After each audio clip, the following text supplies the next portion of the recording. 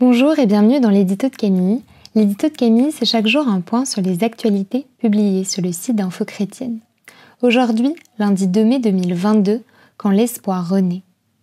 Les actualités du jour nous montrent que pour les chrétiens d'Irak qui ont enduré des années de souffrance, l'espoir commence à renaître.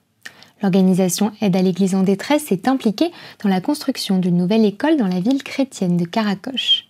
Il s'agit selon l'organisation d'une étape importante sur la voie de la guérison du génocide pour les chrétiens. Des fidèles ont célébré samedi une messe dans l'église Martouma de Mossoul, la première depuis la restauration de ce lieu de culte saccagé par le groupe djihadiste État islamique et endommagé par des combats dans cette ville du nord de l'Irak.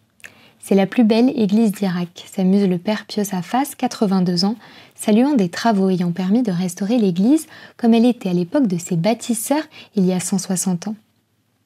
French Connect, Alpha Italia et Alpha Poland ont lancé dimanche une vente aux enchères de maillots de foot dédicacés par Olivier Giroud et d'autres joueurs de l'AC Milan pour soutenir les églises en Pologne qui aident les réfugiés ukrainiens. Dans une vidéo publiée sur Facebook lors du lancement de cette initiative, Olivier Giroud rappelle l'importance de soutenir ces églises qui offrent de l'espoir, du soutien et de l'amour aux Ukrainiens qui ont été contraints de fuir leur pays. Face à l'urgence climatique, les experts estiment que la transition énergétique doit être une priorité absolue si nous voulons avoir de l'espoir pour l'avenir de notre planète. Ce lundi 2 mai à 19h30, Arocha France, association qui sensibilise les chrétiens sur l'environnement, et les groupes bibliques universitaires organisent un débat en ligne entre Jean-Marc Jancovici, président du Shift Project, et le directeur d'Arocha, Jean-François Mouot.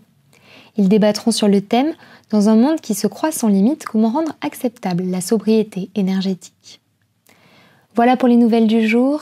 Je vous invite à vous rendre sur le site d'Info Chrétienne pour en savoir plus. Je vous souhaite une très bonne soirée, soyez bénis.